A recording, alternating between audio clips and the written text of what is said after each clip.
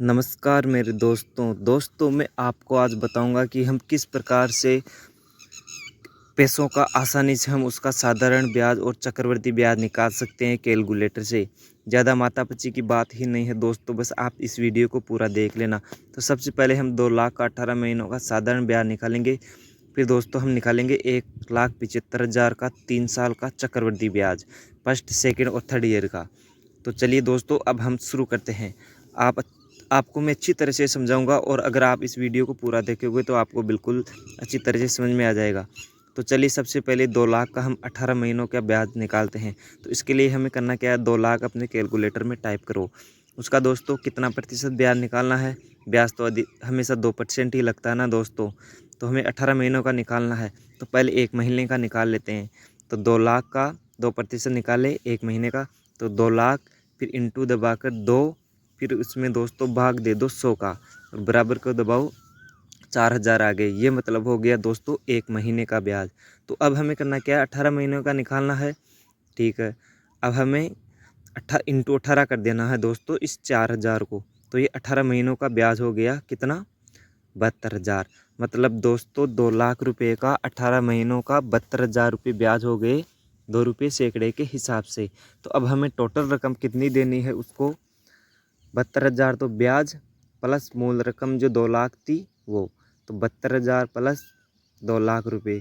अब इनको जोड़ देते हैं तो ये कितने होंगे दोस्तों, 2 लाख और 72,000।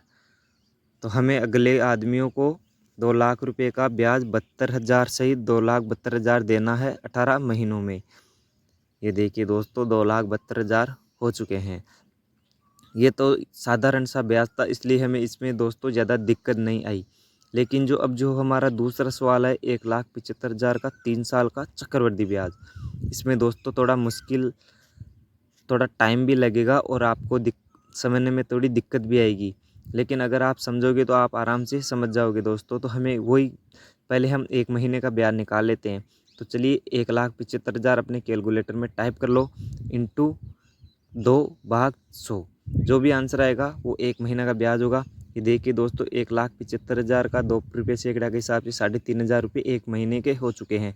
तो अब हमें इसको इंटू 12 करना है, क्योंकि वो तो 1 महीने का था ना दोस्तों। इंटू 12 करने के बाद में 42,000 आए हैं। मतलब 1,75,000 का 1 साल का ब्याज हुआ 42,000 रुपये। और 1,75,000 रुपये कितने क्या थे दोस्तों, मूल रकम। मतलब 1 साल में 1,75,000 का ब्याज सहित कितने रुपए हो गए टोटल, इनको हम अभी जोड़ लेते हैं और फिर यहाँ पर लिख देंगे दोस्तों। तो चक्रवृद्धि ब्याज में क्या होता है, चक्रवृद्धि ब्याज में दोस्तों हर साल का साल ब्याज लगता है। जैसे 42,000 है, इसके भी ब्याज लगेगा अगली साल से।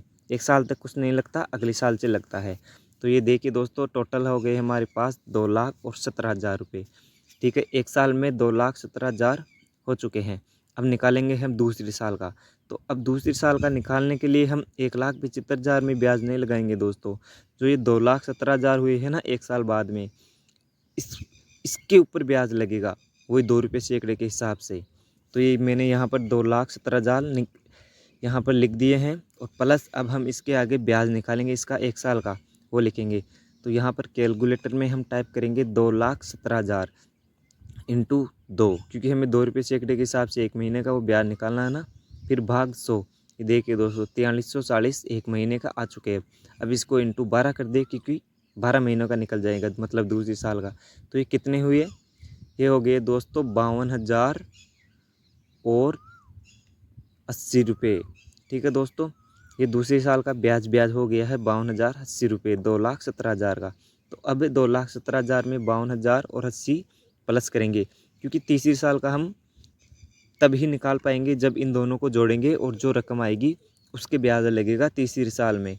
इसीलिए तो दोस्तों ब्याज के ब्याज लगना, जब हम किसी से ब्याज के ब्याज लगने वाला पैसा लेते हैं, मतलब चक्रवृद्धि ब्याज पर पैसा लेते हैं, तो दोस्तों हर 3 साल में डबल के आसपास हो ही जाता है। ये देखिए दूसरे साल में 2,69,000 और 80 रुपये हो चुके हैं।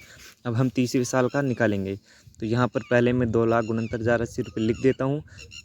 फिर हम इनका 1 महीने का ब्याज निकालेंगे। 2,69,080 रुपये इंटू 2 भाग 100, ये आ गया दोस्तों 1 महीने का। अब इसको इंटू 12 कर लेते हैं। क्योंकि 12 महीने का हो जाएगा। फिर इंटू 12 बराबर, अब ये देखिए दोस्तों 64,500 और 79 रुपये हो चुके हैं, मतलब तीसरे साल का ब्याज। तो दोस्तों अब हम यहाँ पर तीसरे साल का ब्याज लिख देते हैं। फिर इस ब्याज को और जो तीसरे साल वाली मूल रकम थी उसको जोड़ देंगे। फिर हमारे पास आंसर आ जाएगा कि हम 1,75,000 का 3 साल का चक्रवृद्धि ब्याज के हिसाब से कितने रुपए देंगे। तो मैं देखिए इनको जोड़ देता हूँ और आपको यहाँ पर बताऊँगा कि कितने रुपए आए हैं, टोटल कितने हुए हैं। देखिए दोस्तों टोटल 3,33,459 रुपये हो चुके हैं, जो मैं यहाँ पर लिख देता हूँ अभी 3,33,459। तो दोस्तों 1,75,000 का हम 3 साल बाद में टोटल रुपए देंगे दोस्तों 3,33,000 रुपये। मतलब दोस्तों जस्ट डबल हो चुके हैं, मात्र थोड़े बहुत ही कम है।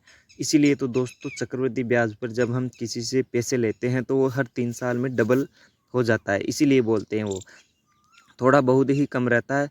अगर आप देखोगे तो दोस्तों 10-5 हज़ार रुपये ही कम हुए हैं डबल होने में। तो इस प्रकार से दोस्तों हम ब्याज निकाल सकते हैं। धन्यवाद।